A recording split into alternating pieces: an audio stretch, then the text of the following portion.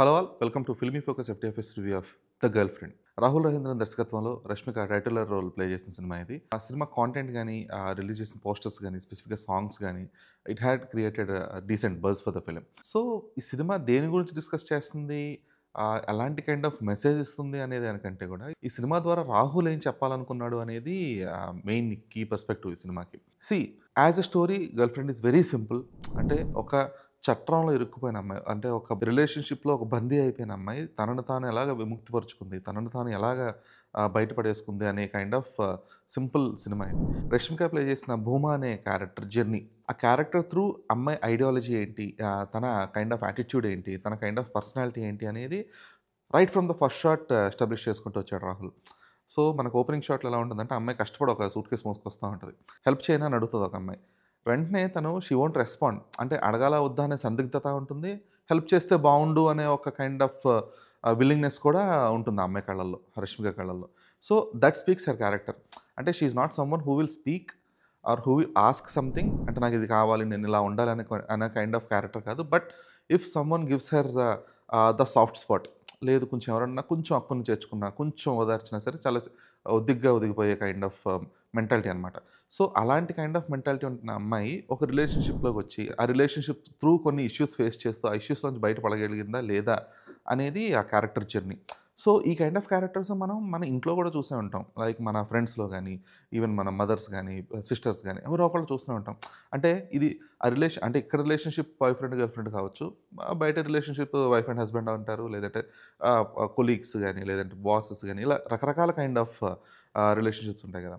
So ఆ రిలేషన్షిప్లో ఉండే ఒక ట్రైట్ని, అంటే ఒక forcible relationship, it's not something that she wanted it to. అంటే ఆ అమ్మాయి తనను ఆ లవర్ని యాక్సెప్ట్ చేసే విధానం కూడా ఎలా ఉంటుందంటే, she was in a confused state of mind first time ఒక అబ్బాయి తనని కిస్ చేసినప్పుడు.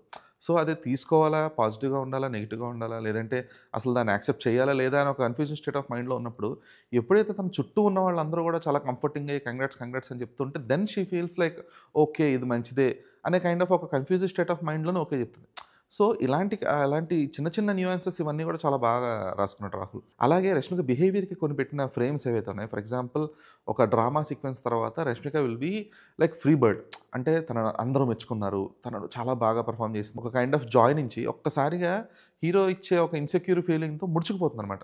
లిటరల్లీ ఒక వూంబ్‌లో బేబీ ఎలా ఉంటుంది, సో అలా ముడుచుకుపోతుంది. అప్పటిదాకా ఒక ఫ్రీ సోల్‌లా ఎంజాయ్ చేసిన ఒక ఫీలింగ్‌ని ఎప్పుడైతే ఒక ఇన్సెక్యూరిటీ యాడ్ అయిందో వెంటనే ముడుచుకుపోద్ది. సో ఇలాంటి కైండ్ ఆఫ్ న్యూయాన్సెస్, అలాగే ఆ ఇంటర్వల్ బ్లాక్‌లో వచ్చే ఆ bathroom sequence, though it could have been executed more precisely, because ఆ షేక్ ఏదైతే ఉందో కొంచెం అవాయిడ్ చేసుండొచ్చు.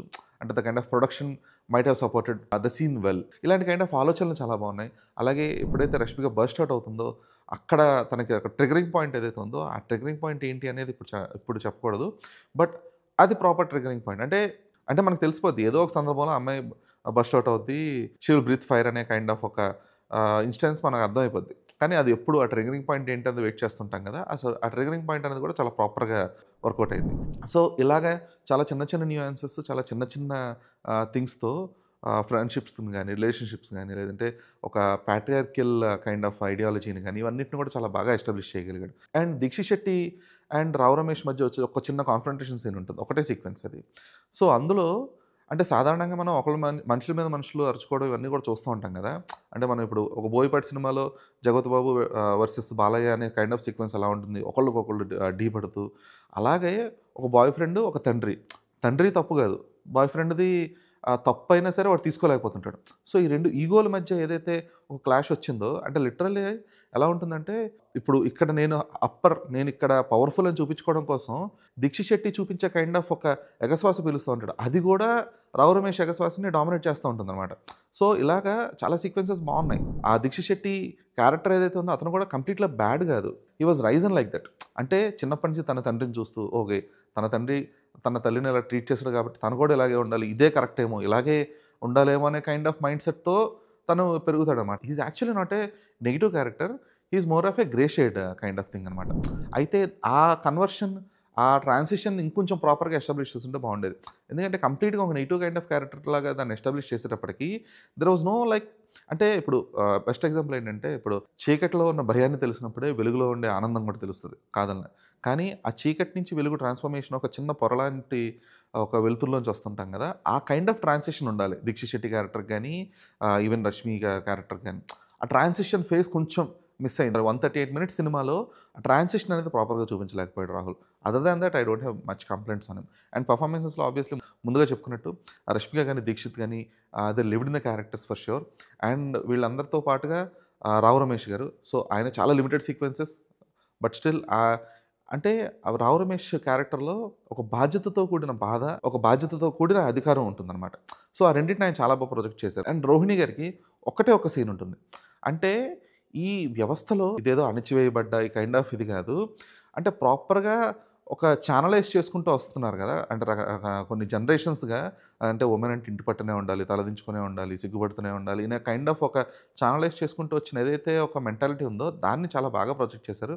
అయితే కొంచెం ఓవర్‌డో అయిందనిపిస్తదనమాట. అంటే 'రష్మిక' దగ్గరికెళ్ళి ఆవిడ సిగ్గుపడతా ఉంటారు. ఆ kind of sequence it might not hit properly to the mass audience.